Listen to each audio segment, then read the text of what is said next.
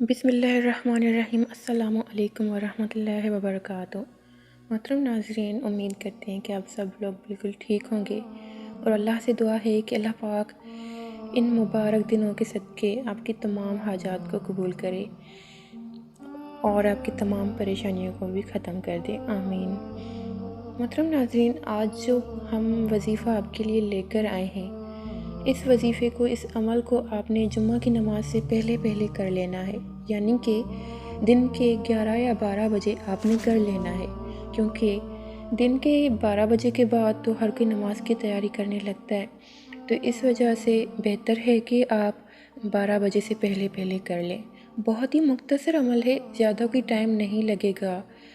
آج کے دور میں شاید وہ بہت ہی کم لوگ ہوں گے جن کو کوئی پریشانی نہ ہو، ورنہ تو ہر کسی کی زندگی میں روز کوئی نہ کوئی مسئلہ ضرور ہوتا ہے۔ کسی کو مالی مسئلہ ہوتا ہے، کسی کو صحت کا مسئلہ ہوتا ہے، کسی کو رشتے، شادی، نوکری، اولاد کا مسئلہ ہوتا ہے۔ ہر کسی کے زندگی کے الگ الگ مسئلے ہوتے ہیں، مسائل ہوتے ہیں۔ دیکھنے میں لوگ بہت ہی خوش نظر آتے ہیں، لیکن دلوں کا حال صرف اللہ جانتا ہے، اور اسی وجہ سے کافی لوگ بہت گمراہ ہو جاتے ہیں۔ یاد رکھیں، امام علی علیہ السلام نے فرمایا، وہ پریشانی جو تمہیں اللہ کے قریب کر دے وہ تمہاری آزمائش ہے، کیونکہ جب نیک بندہ دنیا میں غافل ہو جاتا ہے، دنیا میں گھر کر گمراہ ہو جاتا ہے، عبادت سے غافل ہو جاتا ہے، تو اللہ پاک اس کو تکلیف دے کر چھوٹی سی اس کو اپنے قریب کر دیتے ہیں دوبارہ۔ اور اگر وہ پریشانی آپ کو اللہ سے دور کر دے، ذکر و قرآن سے آپ کو دور کر دے، تو سمجھ جائیں کہ وہ آپ کے کسی عمل کی وجہ سے آپ پر مصیبت آئی ہے اور اللہ آپ سے ناراض ہے۔ تو فوراً بنا کوئی دیر کیے بغیر اللہ کے پاس آئیں، 2 نفل توبہ کے پڑھیں، گڑ گڑائیں، توبہ استغفار کریں، اللہ سے معافی مانگیں۔ اور محترم ناظرین، یہ آپ اس دعا کو گانٹھ باندھ لیں، اس نصیحت کو، کہ جب بھی آپ دعا کریں تو اس دعا کو ضرور مانگا کریں کہ یا اللہ، ہمیں کبھی بھی گمراہ مت ہونے دینا، ہمیں کبھی بھی اپنی یاد سے، اپنی عبادت سے غافل مت ہونے دینا۔ بے شک ہمیں اللہ کی ضرورت ہے، اللہ کو ہماری عبادت کی ضرورت نہیں، ہمیں انسانوں کو اللہ کی ضرورت ہے۔ اگر اللہ ہم سے ناراض ہو جائے گا تو ہم انسان تباہ و برباد ہو جاتے ہیں۔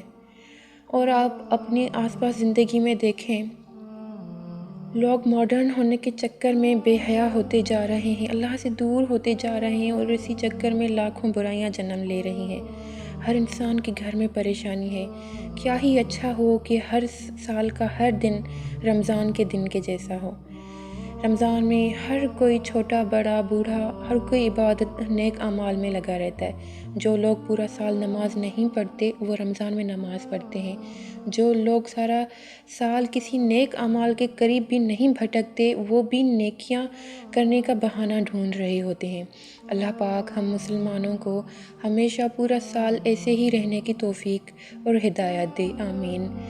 محترم ناظرین، اب ہم عمل کی طرف چلتے ہیں۔ آپ کی کوئی بھی پریشانی ہو، جس قسم کی بھی آپ کی کوئی حاجت ہے، لوگ کمنٹ سیکشن میں پوچھتے ہیں کہ کیا ہم اس عمل کے لیے کر سکتے ہیں، کیا ہم اس عمل کے لیے کر سکتے ہیں۔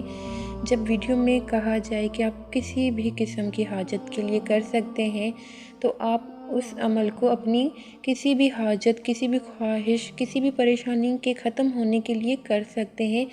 بس وہ حاجت آپ کی جائز ہونی چاہیے، یعنی کہ آپ کی اس حاجت سے کسی اور کی حق تلفی نہ ہوتی ہو، کسی اور کی دل آزاری نہ ہوتی ہو، اور کسی اور کا نقصان نہ ہوتا ہو، تو وہ حاجت، وہ دعا آپ کے لیے جائز ہے، آپ اس کو مانگ سکتے ہیں۔ اگر ناجائز مانگیں گے کہ میرا یہ کام ہو جائے، کسی اور کو نقصان ہو تو اس سے اور نقصان ہوتا ہے اس عمل کرنے والے اور دعا مانگنے والے کو، کیونکہ ناجائز دعائیں الٹا اثر کرتی ہیں اور کبھی قبول نہیں ہوتی، بلکہ آپ کے لیے ہی نقصان ہوگا۔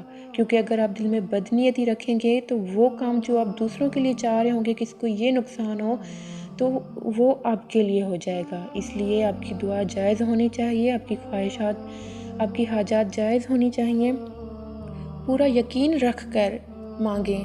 جب کوئی بچہ اپنی ماں سے مانگتا ہے، وہ رو رہا ہوتا ہے اپنی ماں کے آگے، اس کو یقین ہوتا ہے کہ میں روؤں گا تو میری ماں مجھے یہ چیز دلا دے گی۔ 5 منٹ روتا ہے، 10 منٹ روتا ہے، جب دیکھتا ہے کہ ماں ابھی تک نہیں مان رہی تو وہ مسلسل ماں کے آگے ضد کر رہا ہوتا ہے، رو رہا ہوتا ہے، گڑ گڑا رہا ہوتا ہے، ضد کر رہا ہوتا ہے۔ کیوں؟ کیونکہ اسے پتہ ہے کہ میری ماں مجھے دیر یا سویر مجھے ضرور دے گی جب تک کہ میں اس کو مناؤں گا۔ تو محترم ناظرین، وہ رب تو 70 ماؤں سے زیادہ محبت کرتا ہے، تو آپ اس کی محبت کا اندازہ لگا سکتے ہیں؟ سوچیں ذرا، جب ایک انسان، ایک ماں اپنی اولاد کو تڑپتا اور روتا ہوا نہیں دیکھ سکتی تکلیف میں، تو وہ اللہ کیسے دیکھے گا؟ وہ اللہ بس دیکھ رہا ہوتا ہے کہ میرا بندہ مجھے کب تک مناتا ہے، مجھ سے کب تک امید رکھتا ہے۔ اللہ سے کبھی بھی امید مت ہاریں، اللہ میں امید رکھیں، اللہ کو منائیں، اللہ کے آگے گڑ گڑائیں، روئیں، عاجزی دکھائیں۔ اللہ کو عاجز بندے بہت پیارے ہوتے ہیں۔ تو اب ہم اپنے عمل کی طرف چلتے ہیں۔ آپ نے جمعہ کی نماز سے پہلے تنہائی میں بیٹھ کر ایسی جگہ بیٹھیں جہاں کوئی آپ کو تنگ نہ کرے، یا پھر آپ گھر والوں سے کہہ دیں کہ میں یہ عمل کرنے لگا ہوں یا کرنے لگی ہوں، بلکہ ان کو بھی کہہ دیں کہ آپ بھی یہ عمل کریں۔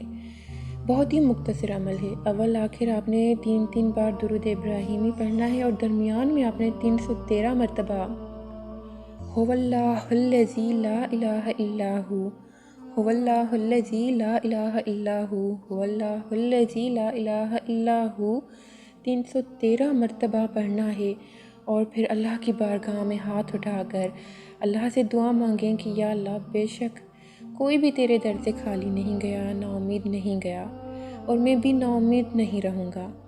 بے شک آپ سے مانگ کر کوئی بھی نا امید نہیں رہا۔ اور اس مبارک عمل کے صدقے اللہ پاک آپ کو بھی ضرور نوازیں گے۔ محترم ناظرین، اس عمل کو دوسروں تک بھی ضرور شیئر کریں تاکہ دوسرے بھی اس عمل سے محروم نہ رہ پائیں۔ امید کرتے ہیں آپ کو یہ عمل بہت ہی پسند آئے گا۔ اس قیمتی عمل کو ضائع مت ہونے دیجیے گا، اس کو ضرور کریے گا، اور ہمیں بھی اپنی دعاؤں میں یاد رکھیے گا۔ اپنا بہت سارا خیال رکھیے گا۔ اللہ حافظ۔